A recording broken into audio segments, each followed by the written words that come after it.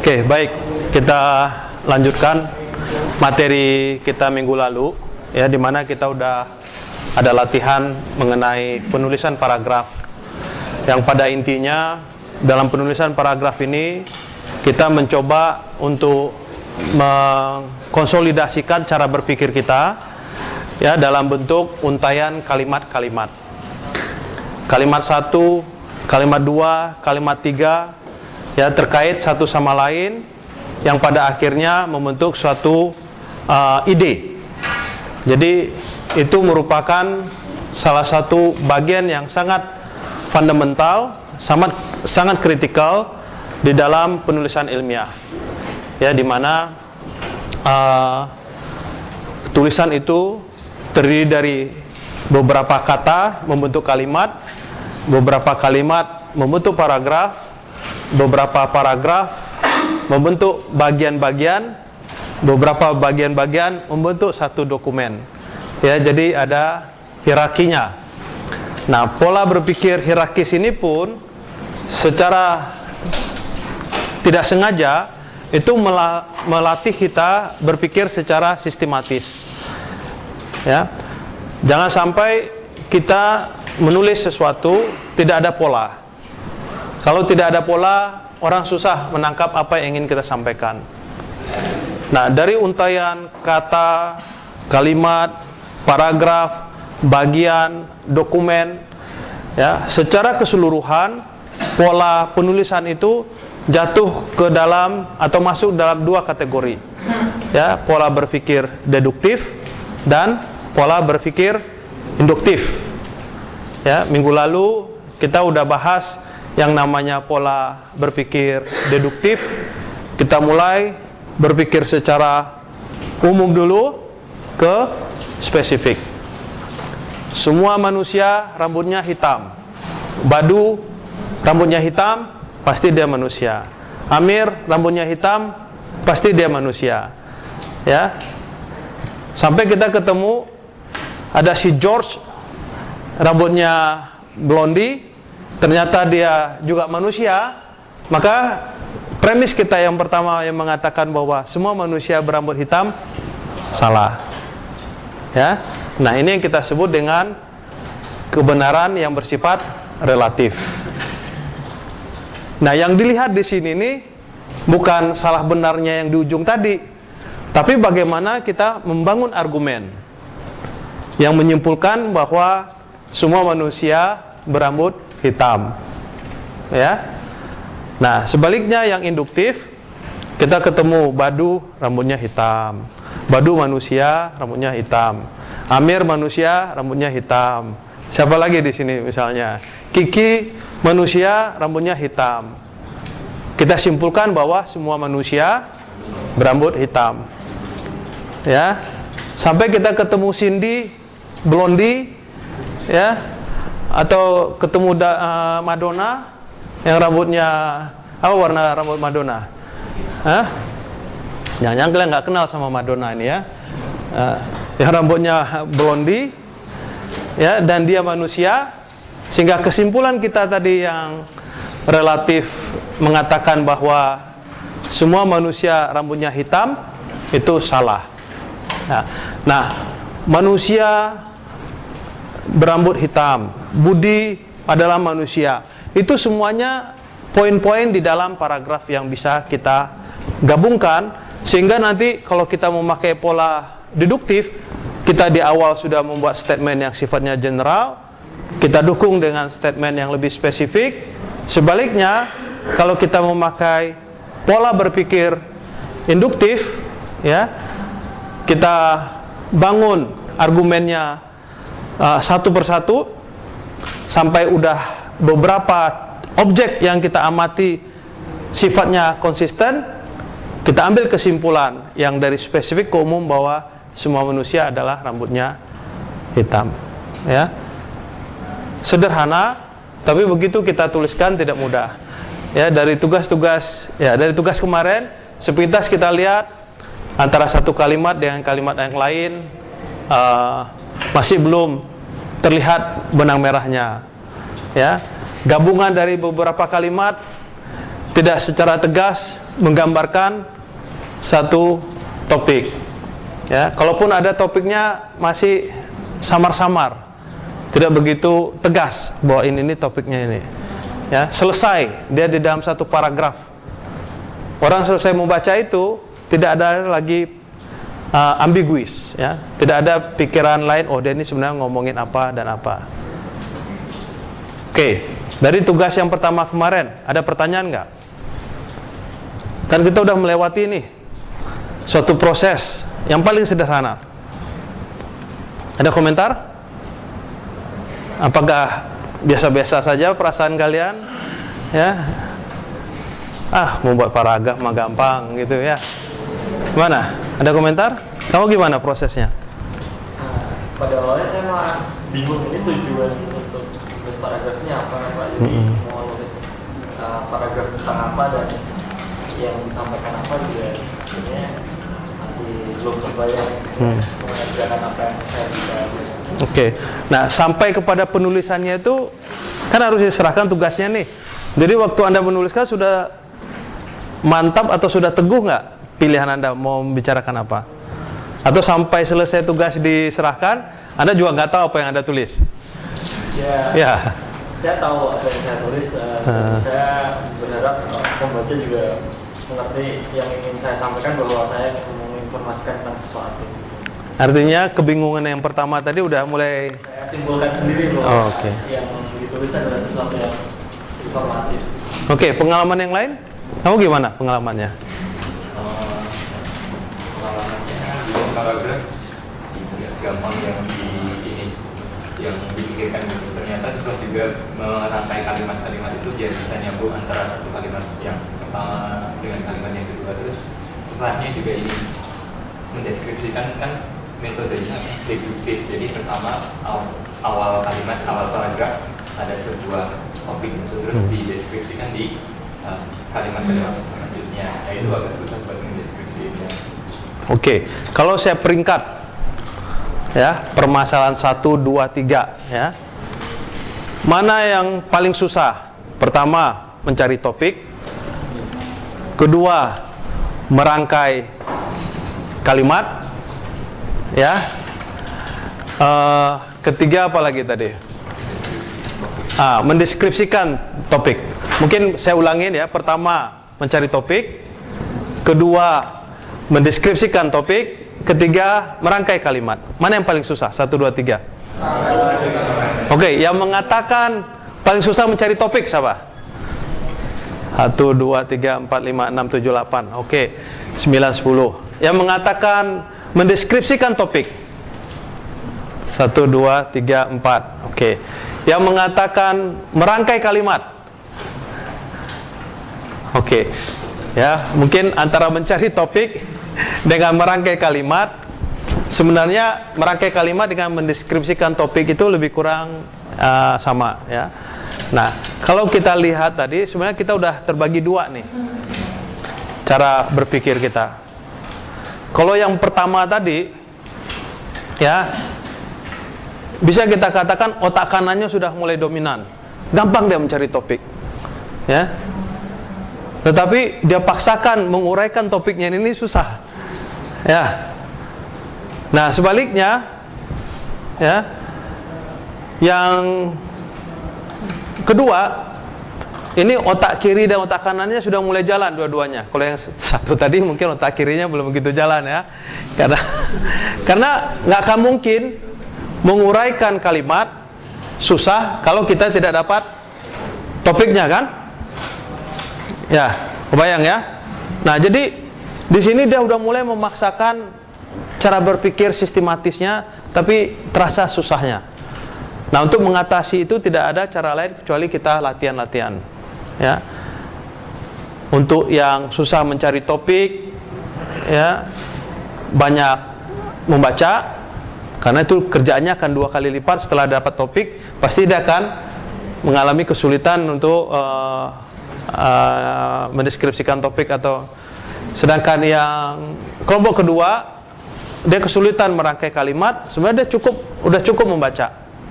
Udah banyak nih topik-topik yang dia dapatkan kan. Tetapi latihan menulisnya yang masih kurang. Ya. Nah, ini kita alami sebenarnya dari suatu proses yang panjang. Ya. Pelajaran mengarang di SMA sudah semakin jarang kan? Ada nggak pelajaran mengarang? Ada, masih ada ya. Menulis makalah ada nggak? Ada juga ya. Nah, harusnya udah ada masalah dong. Ya. Nah. Oke, nggak apa-apa, nanti untuk paragraf itu kita coba kasih feedback ya. Itu kan ada evaluasi paragraf di posting, nanti ada skornya ya. Ada skornya, ada beberapa kriteria evaluasi paragraf. Oke, ada lagi komentar nggak mengenai penulisan paragraf ini? Karena ini sangat awal, fundamental. Setelah ini kita akan, minggu depan akan ada tugas kritik paper ya. Secara official saya akan sampaikan itu minggu depan, tapi dari sekarang saya harapkan kalian sudah mulai cari-cari ya, topik apa yang menjadi interest kalian. Cari artikelnya, karena kita akan mengkritik satu paper saja, satu paper, satu riset paper ya. Nah, harapan saya nih papernya yang berbahasa Inggris. Soalnya kalau yang berbahasa Indonesia mungkin terlalu mudah untuk mengkritiknya ya.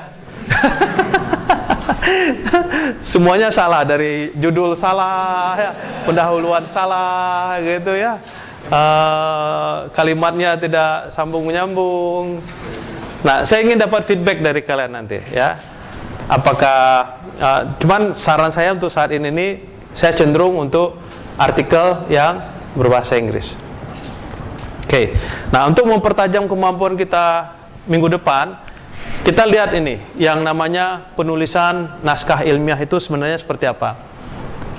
Nah, menulis kita mulai sedini mungkin. Ya. Kemarin Pak Nungki memaksa kalian di kelas. Ada pressure. Ya. Paragraf itu ditulis di kelas. Ya. Mungkin pada saat itu moodnya kalian lagi nggak ingin menulis, ya kan?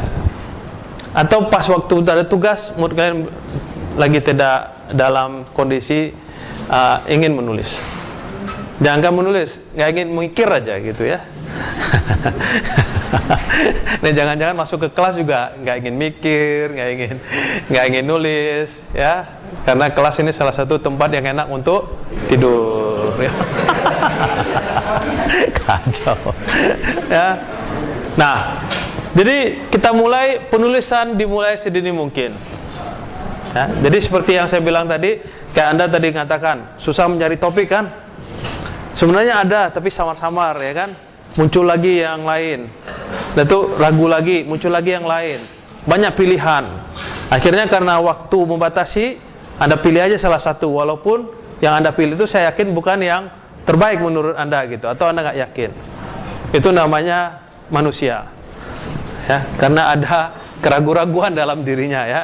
Jadi kalau Anda banyak bangun argumennya, ketemu teman yang kayak gitu, ketemu teman yang kayak gitu, itu semuanya manusia. Sampai ketemu teman Anda nanti yang bukan manusia, bukan. Yang tidak seperti itu sehingga kesimpulannya salah. Oke.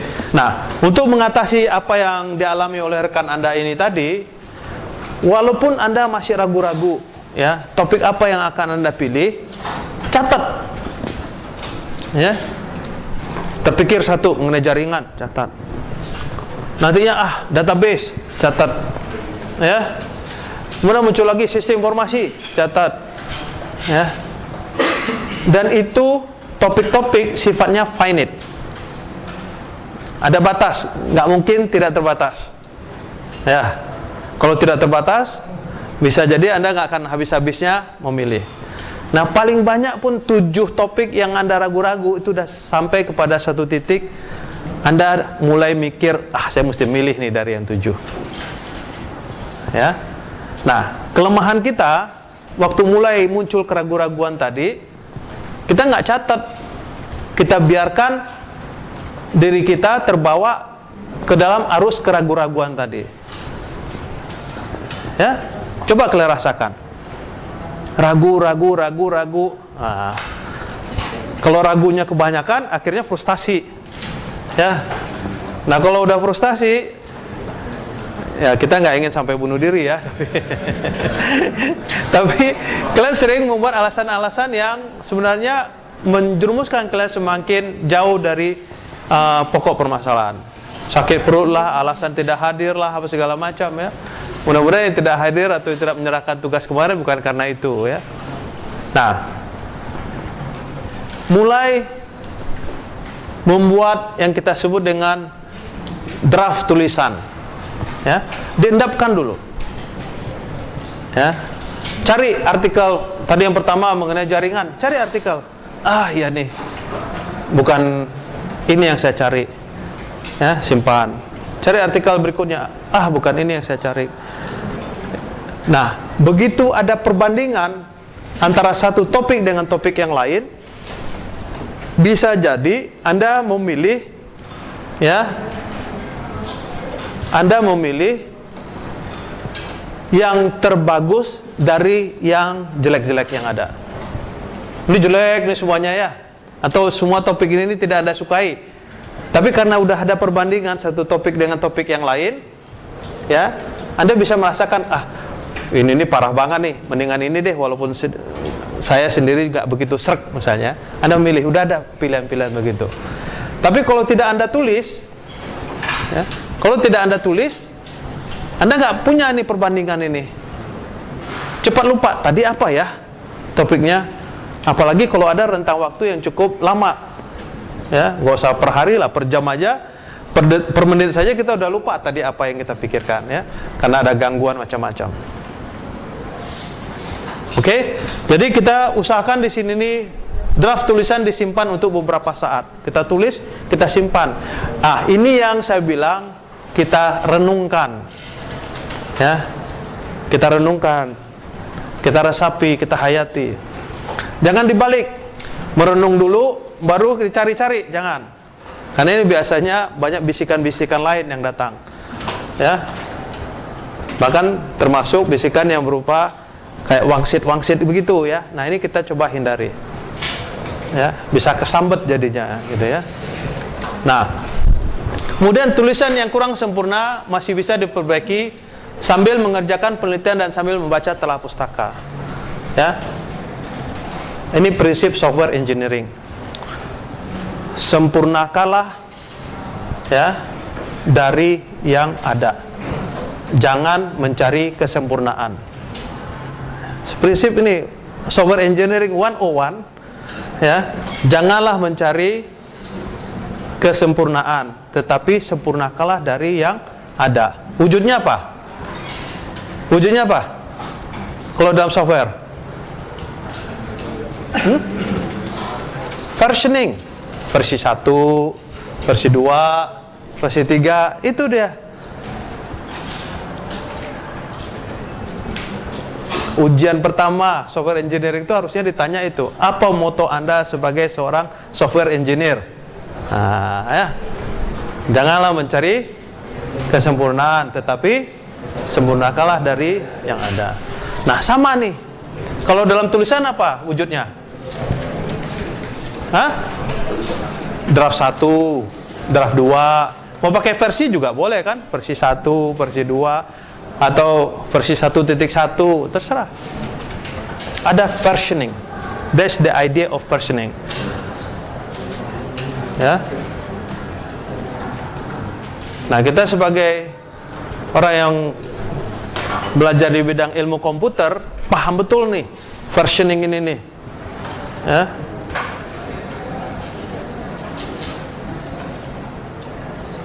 Tidak akan mungkin orang selalu serta-merta mendapatkan kesempurnaan kalau tidak dimulai dari yang tidak sempurna dulu. Dan lagi pula kalau kita mau lebih luas lagi, lebih dalam lagi, ya, yang sempurna itu hanya milik Tuhan, ya. No one is perfect, ya. Tidak ada tulisan juga yang perfect. Tetapi untuk dinilai supaya nilainya bagus harus mendekati perfect. Nah, gitu ya. Artinya apa? Ini juga pesan nih untuk kita semuanya, bahwa ya, tulisan yang dibuat sekali jadi itu kualitasnya akan berbeda dengan tulisan yang dibuat beberapa versi. Akan kelihatan, tergambarkan dengan jelas kata-kata yang dipilih, kata sambung yang digunakan, ya, kelihatan. Ya. Kemudian juga typos, ya, salah ketik dan sebagainya. Kalau dia udah versi 2, versi 3, versi 4, sekurang-kurangnya typosnya itu tidak ada. Kalimatnya itu concise, ya. Ada urutan-urutan degree of errornya itu ada. Nah, kemudian ini dia tadi yang sebelumnya juga sudah saya pernah ulang kan. Langkah pertama yang berat, bioritmik. Ya. Paling gak enak kalau pas ujian datang, tugas mesti dikumpulkan, ya. Stamina kita, spirit kita, motivasi kita lagi rendah. Ya. Nah, setiap kita yang hadir di ruangan ini punya cara yang berbeda-beda untuk mengatasi kelemahan-kelemahan tadi. Jadi kalau bioritmik kalian lagi rendah, cari apa yang bisa meningkatkan semangat kita. Ngobrol ke teman kah, nonton TV dulu kah, ya, main game dulu kah, dengerin musik dulu kah, ya. Asalkan jangan keterusan, sehingga tugasnya nggak jadi dikumpulkan. Apalagi kita pakai online, ya, ada batas waktu untuk mengumpulkan. Jadi bioritmik. Nah, pesan saya untuk kita semua di sini, kenali bioritmik kalian, ya, bioritmenya itu tuh kenali. Tidak ada yang sama di antara kita ini bioritmiknya, ya. Ada yang kalau dia jam segini tidur, nah, itu seperti kawan Anda itu tuh.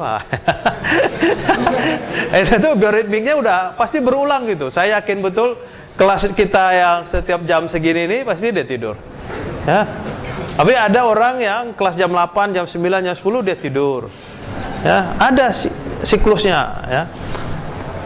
Sebenarnya sangat manusiawi, ya, kalau ngantuk tidur gitu sangat manusiawi, ya. Saya nggak merasa offense. Ya. Cuman kalau tidur semuanya baru saya baru saya ragu nih, jangan-jangan akibat sihiran omongan saya ini kalian jadi tertidur gitu, ya. Tapi kalau 1-2 tidur ya mungkin lelah atau apa. Lanjutkan tidurnya, ya. Jadi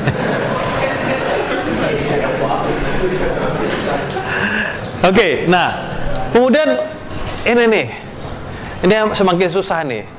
Walaupun kata orang generasi saya ini nih, ya, generasi imigran di IT, ya, pendatang di IT. Kalian ini native di IT, karena kalian lahir pertama kali udah melihat IT gitu, ya. Belum, ya? Ya, sekurang-kurangnya, belum, ya. Kira sekitar berapa umur kalian ini? 20, 19, jadi tahun berapa itu lahir? 2000 berapa? Oh, sudah banyak IT, ya. Tapi belum ada Facebook ya zaman itu, ya. Ya, kalau sekarang begini nih, bayi yang lahir sekitar berapa? Facebook itu fenomena berapa tahun terakhir? 5 tahun terakhir, ya. Kan begitu istrinya melahirkan, ya, difoto anaknya kan, masuk Facebook. Ya, jadi waktu dia memfoto begitu, walaupun si anak belum paham, dia sudah terbayang, ya, wajah. Kalau bayi baru lahir yang pertama kali dia kenal siapa? Yang pertama kali dia lihat? Bukan. Suster kan? Ya. Nanti nomor 2 siapa?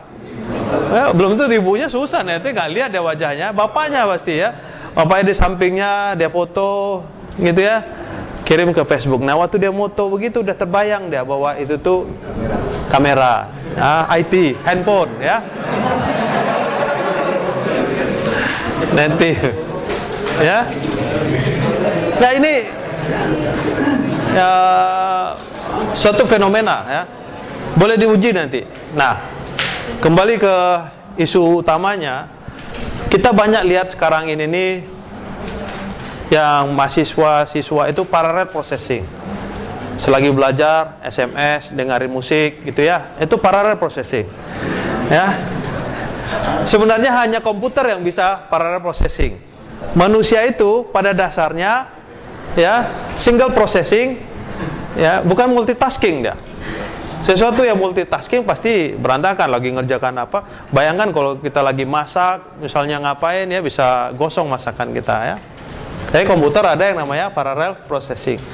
Nah, fenomena sekarang ini saya nggak tahu kalian ini, tapi saya lihat banyak mahasiswa itu sambil belajar dengerin musik, handphonenya masih bunyi, apalagi sekarang tambah lagi BBM ya, SMS BBM tangtong aja begitu ya. Belajar, jawab, belajar, jawab, belajar, belajar.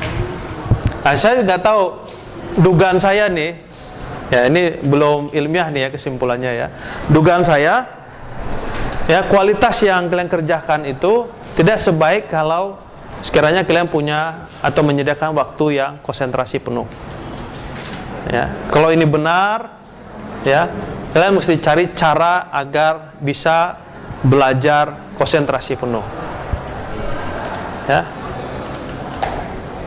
solusinya saya kira nggak usah dimatikan HP-nya, tapi bisa di silent saja. Nah, cuma saya lihat juga di silent setiap sebentar dia lihat juga begitu ya. Rasanya handphone itu sudah tidak bisa dipisahkan dari kehidupan kita. Nah, ini menurut hemat saya ini distraction, ya, sangat mengganggu. Nah, di dalam menulis khususnya ini sangat diperlukan konsentrasi penuh, ya. Saya termasuk yang susah untuk konsentrasi. Jadi kalau saya pas konsentrasi, saya manfaatkan seoptimal mungkin untuk berbuat sesuatu. Ya. Saya udah uji diri saya itu nggak bisa konsentrasi lebih dari 2 jam, paling lama 3 jam. Ya.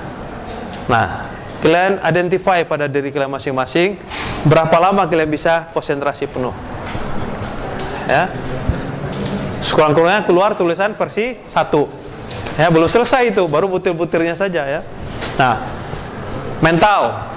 Ya, jangan menulis lagi marah gitu ya, nanti bawaannya pasti terbawa emosi ya. Kemudian menulis tidak harus dimulai dengan pendahuluan, ini penting. Ya, kalau kita nanti menulis suatu artikel, boleh pendahuluan, boleh literatur review, boleh kesimpulan, boleh judul, boleh daftar pustaka. Yang penting mana yang menurut Anda nantinya itu enak bagi Anda. Nah, ini saya sempat ditentang oleh salah seorang dosen di salah satu perguruan tinggi lain. Dia dikomplain, lagi pertemuan begini, saya lagi kasih seminar lah gitu ya. Mahasiswanya bertanya, "Pak, di sini ada dosen yang judul skripsi itu boleh diganti, nah, ya boleh gonta-ganti katanya gitu. Tapi ada juga yang bilang tidak boleh diganti. Nah, kemudian saya bilang bahwa yang namanya judul, kalau itu skripsi, artikel, ya last version mau kita siap cetak itu, ya kita ganti dari yang semula, pasti temanya nggak akan berubah, tapi judul nih itu berubah boleh. Ya. Cuman kan mereka itu sudah ada lembar skripsi gitu ya, diisi. Padahal belum mengerjakan skripsinya nih. Begitu mereka udah tulis gini, mereka rubah nggak bisa. Padahal harusnya bisa. Ya. Yang namanya judul itu tuh bisa berubah-ubah selama temanya tidak berubah. Yang tidak boleh temanya. Berarti kalau dia temanya berubah, ya apa yang dia tulis tidak sesuai lagi dari apa yang semula dia akan tulis. Ya. Oke, jadi tidak usah khawatir dengan judul yang belum mapan. Oke.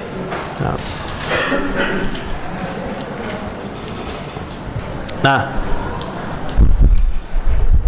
kalau sulit, ini ya yang saya ulang-ulang, ini favorit saya nih ya. Kalau sulit menuliskan kalimat pertama, mulailah dengan kalimat kedua. Sulit dari yang kedua, mulailah dengan kalimat ketiga, dan seterusnya. Sampai kalian maki-maki juga orang sebelah kalian juga boleh gitu. Sialan nih, bau banget nih orang gitu ya. Jadi gua nggak bisa nulis. Silahkan gitu ya. Yang penting adrenalin kita tumbuh, muncul, ya. Nah, seperti kawan ini nih, udah tersihir. Duduk di depan lagi ya. Kalau di belakang nggak apa-apa gitu ya. Jadi, dia bingung diketawain, ini ada apa nih ya. Saya pernah usil teman saya lagi tidur gitu ya, saya bilang kebakaran gitu ya, dia langsung lari gitu keluar. Ini tadi kalau kita usilin ke gitu, kebakaran pasti dia langsung lari, bisa dia tabrak pintu gitu ya. Oke.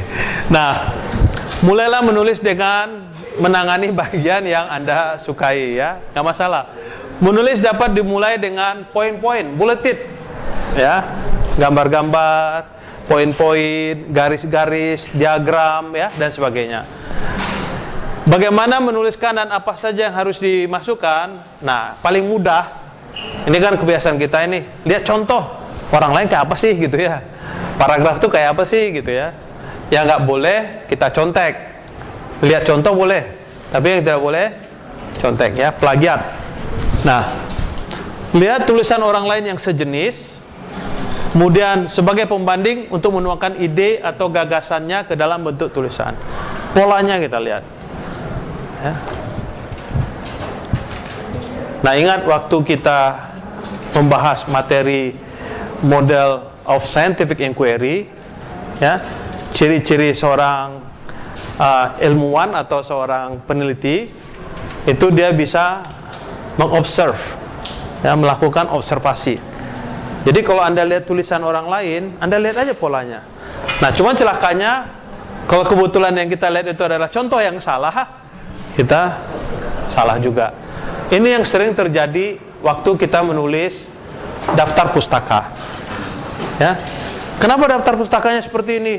Ya Pak, saya nyontoh dari yang sudah ada. Ya. Jadi kesalahannya itu tuh berkelanjutan ya. Itu paling obvious, paling nyata yang sering kita temukan. Simaklah kalimat orang lain tersebut baik-baik untuk dijadikan contoh, lalu tuliskan dengan kata-kata sendiri ya. Nah, ini juga kalau kalian ambil nih kalimat orang yang sifatnya tidak umum, kemudian kalian tidak sebutkan sumbernya, itu namanya plagiat ya. Tapi kalau kalian ambil tulisan orang kemudian kalian tuliskan dengan kata-kata kalian sendiri ya, idenya masih sama sementara idenya ini spesifik, itu pun juga tetap kalian harus sebutkan sumbernya. Nah, cuma cara penulisannya berbeda. Kalau yang pertama tadi diambil as it is, sebutkan sumbernya, kita buat dia dalam tanda kutip. Tapi kalau kita ungkapkan dengan bahasa kita di akhirnya atau di awalnya, kita bisa bilang menurut bla bla bla atau bla bla bla, kita sebutkan sumbernya. Ya. Tapi yang bersifat umum tidak perlu kita sebutkan sumbernya. Nah, untuk memisahkan mana yang umum, mana yang spesifik, ini pertama kontrolnya ada di diri kalian, yang kedua di dosen pembimbing. Kalau itu nanti misalnya skripsi atau tesis yang kalian buat. Ya. Nah, ini juga jangan di awal kita direpotkan dengan tata bahasa. Saya termasuk ya yang tata bahasa saya jelek. Ya. Orang Batak, orang Manado itu kan hukum MD, DM-nya kan terbalik-balik. Ya kan? Nah, kalau ini yang mau kita betulin di awal-awal, habis waktu kita. Biarkan saja dulu. Bahkan kalau kita nggak mempunyai kemampuan untuk menyusun tata bahasa yang baik, kita bisa minta tolong ke ahli bahasa. Boleh. Ya. Ini yang namanya editor atau proofreader. Ya. Kalau editor itu dia mengedit, ya. Kalau proofreader dia memproof, kalimatnya pun bisa dia rubah. Yang lebih tinggi itu proofreader, tahu substansi. Kalau editor belum tentu dia tahu substansi. Oke? Nah, jangan takut memasukkan segala bahan, informasi, tabel dan segala macam ya. Pengalaman menunjukkan lebih mudah menghapus daripada menambah.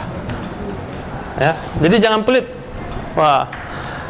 Dan juga secara mental tadi kita terhibur kalau ukuran file kita makin lama makin besar gitu ya. ada progres gitu. Oh, ini kami alami terutama untuk membuat laporan project. Kan ini seperti akhir-akhir bulan, akhir tahun seperti ini, project kan banyak, laporan mesti masuk. Ya. Itu setiap saya monitor, laporan udah sampai mana? Wah, Pak, ini sudah sekian kilobyte. Nah, itu agak terhibur saya karena udah kebayang kan berapa halaman gitu ya. Tapi kalau baru, ya Pak, baru 2 kalimat Pak, judulnya aja, ini stres kita ya. Nah, itu tadi versi 1, 2, dan 3 tadi ya, versioningnya. Jadi akan lebih mudah kita menghapus ketimbang kita menambah. Oleh karena itu, jangan khawatir untuk memasukkan segala hal yang Anda anggap relevan atau berpotensi berrelevan. Ya. Nah, membuat judul nantinya, ya, Anda juga bisa lihat, Anda bisa rasakan nanti membaca artikel-artikel itu. Ya, ini bagian yang pertama kali orang lihat. Judul menarik, orang masuk ke bagian yang berikutnya, biasanya abstrak. Nah, berapa sebenarnya kata-kata yang baik untuk judul? Ini tidak ada teorinya. Ya, yang ada itu rule of thumb. 5-9, 5-12 itu masih oke. Kalau judulnya cuma 3, mungkin lagu dia namanya ya. Bukan jurnal artikel. Ya, bukan tulisan ilmiah. Nah, judul yang tidak jelas, terlalu umum, kurang informatif, tidak memikat ya, dan bisu akan menyebabkan tulisan diremehkan orang. Ya, apa nih, nggak jelas. Ada judul skripsi itu tuh sampai 4 baris. Ya. Sehingga kita nggak tahu pokok inti permasalahannya apa yang mau dia teliti. Ya. Atau ada judulnya X-File, nah gitu aja kan ada judul gitu ya. Itu bukan artikel ilmiah, itu populer. Ya, ada tulisan untuk populer boleh, karena ada seni, ada sastranya di situ. Ya, tapi untuk ilmiah jangan satu kalimat, jangan 1 kata, 2 kata. Buatlah sekitar 5 kata, 6 kata, 7 kata ya. Kalau udah lebih dari 12 kata udah kebanyakan. Karena satu baris itu kira-kira 7 kata ya. Jadi kalau 12 kata itu sekitar 2 baris. Nah, itu judul yang baik. Antara 1 baris penuh ya sampai ke 2 baris. Oke? Nah, dalam menyusun judul hindari kata-kata klise. Nah, ini nih. Ini susah sekali nih dirubah ya. Kebiasaan-kebiasaan kita. Harus dibedakan tulisan populer dengan tulisan ilmiah. Contoh populer itu atau contoh laporan-laporan yang arahnya ke pimpinan dan segala macam, ya, upaya bla bla bla bla bla bla. Ya, kalau ada kata-kata upaya begitu tuh, ini sebenarnya udah cenderung ke populer. Upaya meningkatkan pemahaman mahasiswa ilmu komputer memahami pelajaran kalkulus 2 misalnya. Itu nggak ada ilmiahnya sedikit pun tuh. Ya. Karena itu lebih ke arah usaha-usaha manajemen untuk gimana supaya mahasiswa ini pemahamannya meningkat. Ya. Tapi kalau kita gali ya, klasifikasi mahasiswa ilmu komputer berdasarkan pelajaran kalkulus, bisa. Ini mana yang jago kalkulus, mana yang sedang, mana yang tidak, ya, bisa kita lakukan. Ada uji-uji tertentu di situ ya. Nah, jadi kita usahakan kata-kata klise, misalnya penelitian pendahuluan, studi perbandingan. Nah, ini kalau studi perbandingan atau studi banding segala macam itu laporan jalan-jalan ya. Berbeda dengan laporan ilmiah. Hindari pemakaian kata kerja pada awal, selalu bisa kata benda ya. Ya. Kalau bahasa Inggrisnya itu pakai ing ya, atau arsitektur bla bla bla ya. prototyping bla bla bla ya sebenarnya. Nah, pengarang ini juga bagian-bagian yang perlu kita perhatikan. Nama lembaga ya. Ini sebenarnya berguna untuk promosi di mana Anda tempat berada.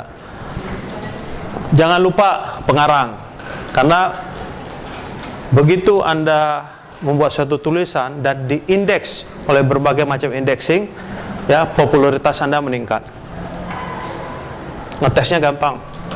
Coba ketik nama kalian di Google. Yang muncul apa? Facebook. Ya, jadi popularitas kalian baru sampai ke Facebook. Nah, coba ketik nama saya. Ya. Ya, mungkin Facebooknya nggak muncul karena jarang memang saya buka gitu ya.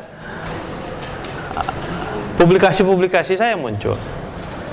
Nah, untuk self marketingnya kita, ya, self marketingnya kita, ya, kalian mesti banyak. Self marketing itu kan bidang apa nih? IT, supaya orang tahu kalian ahli IT, ya. Itu kalian mesti banyak mengeluarkan publikasi-publikasi mengenai IT. Kurang-kurangnya blognya kalian ya. Sehingga dalam blog itu kalau banyak orang datang, itu seperti gula didatangi oleh semut. Ya. Kalian mau nulis sesuatu bagus di blognya kalian, banyak orang mensitir masuk ke dalam blognya kalian, itu mengundang crawlernya berbagai macam indexing system untuk datang mengindeks. Ya, sekurang-kurangnya itu. Paham maksud saya? Ya. Nah, ini sangat powerful. Saya berapa kali didatangi oleh konsultan asing, saya tidak kenal mereka. Tapi mereka ingin mencari mitra lokal. Waktu mereka datang ke saya, yang pertama kali saya tanya, dari mana Anda dapatkan nama saya? Selalu dia bilang Google. Ya. IT, profesional Indonesia, banyak nama-nama kan?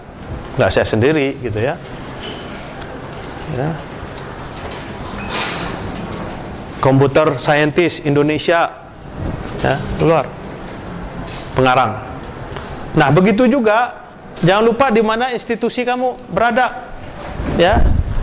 Kan tahu nih, UI peringkatnya tinggi nih sekarang ya, webometriknya nomor 1, ya. Kemudian peringkat yang lain-lain nomor 1. Salah satu yang dihitung kalau webometrik itu banyaknya nama institusi itu disitir, didatangi, ya. Pada ngantuk semua, ngantuk ini menular ya semuanya ya. Nggak sarapan tadi pagi atau kebanyakan makan siang kali ya. Oke, sebentar lagi kita selesai. Ya. Oke, jadi intinya di sini. Intinya di sini agar kita membantu mempromot diri kita dan institusi kita. Penting. Ya, dan khususnya di era digital sekarang ini nih, jangan sampai kalau orang Google, ya, bukan hanya Facebooknya yang muncul, tapi kriminalitas kalian muncul gitu ya, jangan sampai. Ya, jangan sampai. Nah, kemudian setelah judul abstrak, ya, abstrak ini sebenarnya ditulis dalam satu paragraf. Nah, kemudian kita tambahkan kata kunci agar membantu si pembaca. Nah, jadi artikel yang baik itu ada kata kuncinya, membantu para pembaca memahami apa yang kita bahas. Nah, kemudian urutan-urutan selanjutnya ada metodologi, penyajian data dan seterusnya ya, karena kita di sini tidak sampai kepada membuat suatu skripsi, tapi kira-kira inilah struktur dari suatu karya ilmiah. Ada judul, ada abstrak, ada pendahuluan, ada literatur yang ini terkait ya, literatur review, ada metodologi ya, walaupun tidak spesifik atau eksplisit dia katakan metodologi, tapi disebutkan cara-cara dia melakukan penelitian di situ. Kemudian ada hasil datanya, interpretasinya, kesimpulan dan daftar pustaka. Ini struktur standar suatu karya ilmiah, baik itu disertasi, tesis, skripsi, artikel ilmiah dan sebagainya, sama, ya, tidak ada bedanya. Nah, yang terakhir ini nih bagian kesimpulan. Yang perlu kita ingat bahwa antara pendahuluan, literatur review, ya, metodologi, hasil sampai kesimpulan ini merupakan satu kesatuan. Nah, di sini tadi peran kita, kalau bisa kita membangun paragraf yang kalimatnya terkait satu sama lain, besar kemungkinan kita bisa membangun keterkaitan antara satu bagian dengan bagian yang lain juga dalam satu dokumen. Ya. Nah, untuk merangkum dia kembali keterkaitannya itu, ya, di dalam pembahasan dan kesimpulan ini kita kembalikan isunya apa nih yang kita bahas. Ya. Apakah solusi yang kita berikan, ya, dan sebagainya. Oke. Nah, terakhir tentunya kita daftar pustaka, ya. Jangan lupa memberikan, saya skip aja, banyak style. Ya, banyak style di dalam menulis daftar pustaka. Yang penting di sini kalian pilih satu style dan secara konsisten, baik cara menulisnya di dalam tulisan maupun menulisnya di daftar pustaka itu sama semuanya. Yang nggak boleh itu stylenya macam-macam di dalam satu tulisan. Nah, kalau kita mau submit ke jurnal, ke conference, biasanya stylenya ini sudah mereka tetapkan. Kamu mesti mengikuti style apa, gitu ya. Nah, ini juga cara-cara yang sudah standar, yang sebenarnya kita nggak perlu susah-susah, cari aja orang lain nulisnya seperti apa, kalian ikuti seperti itu.